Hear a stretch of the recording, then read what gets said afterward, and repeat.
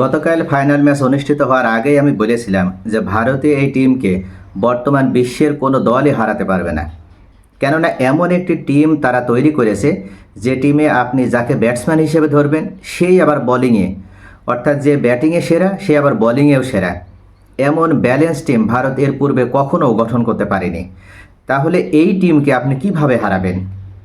অনেকে বিভিন্নভাবে সমালোচনা করছে যে ভারত নিজ কন্ডিশনে খেলছে, অর্থাৎ দুবাইতে তারা প্রথম থেকে অবস্থান করছে এবং একই জায়গায় তারা ঘরোয়া মাঠ হিসেবে ব্যবহার করে একই মাঠে তারা খেলার সুযোগ পাচ্ছে, যার কারণে ভারত এত সুন্দর পারফর্ম করতে পারছে।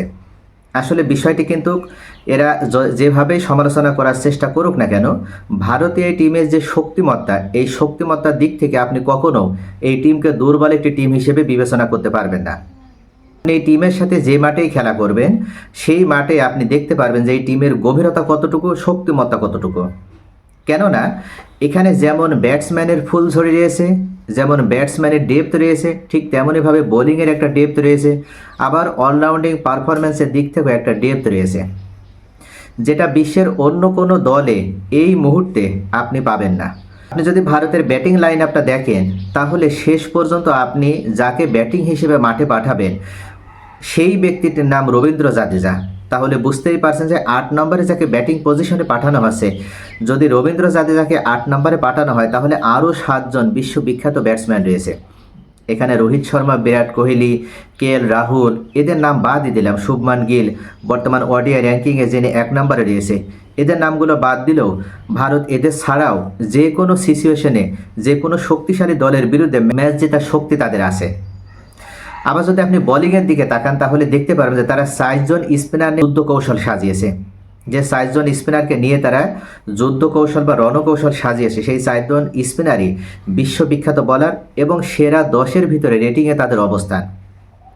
কুলদীপ যাদব, রবীন্দ্র জাদেজা, বরুণ চক্রবর্তী এবং আকসার প্যাটেল, এরা অসাধারণ বোলিং উপহার দিয়েছে। এমনকি গতকালও আমরা দেখেছি যে ফাইনাল ম্যাচে তারা নিউজিল্যান্ডের বিপক্ষে 38 ওভার তারা বল করেছে, বাকি 12 ওভার মাত্র পেস অ্যাটাক দ্বারা বা পেস বোলিং দ্বারা করানো হয়েছে।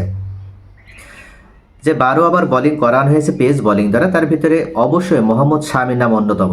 কারণ মোহাম্মদ শামি ইনজুরি থেকে আসার পরে এবারও যে ICC চ্যাম্পিয়ন্স ট্রফি অনুষ্ঠিত হয়েছে সেখানে তিনি দ্বিতীয় সর্বোচ্চ উইকেট শিকারী। তাহলে বুঝতেই পারছেন যে মোহাম্মদ শামিও তিনি কতটা ফর্মে রয়েছে। এবং সঙ্গে হার্দিক পান্ডে রয়েছে, অর্থাৎ হার্দিক পান্ডেকে আপনি যেখানে লাগাবেন সেখানেই সে ব্যবহার উপযোগী। এমন একজন খেলোয়াড় যাকে ছাড়া আপনি কখনো ভারতের টিমকে চিন্তাও করতে পারবেন না। হার্দিক পান্ডে যেমন ব্যাটসম্যান, যেমন বলার, ঠিক তেমনই আবার ফিল্ডার। তো সব দিক থেকে বিবেচনা করলে ভারতের এই টিম বর্তমানে বিশ্বের অন্যতম সেরা একটি টিম।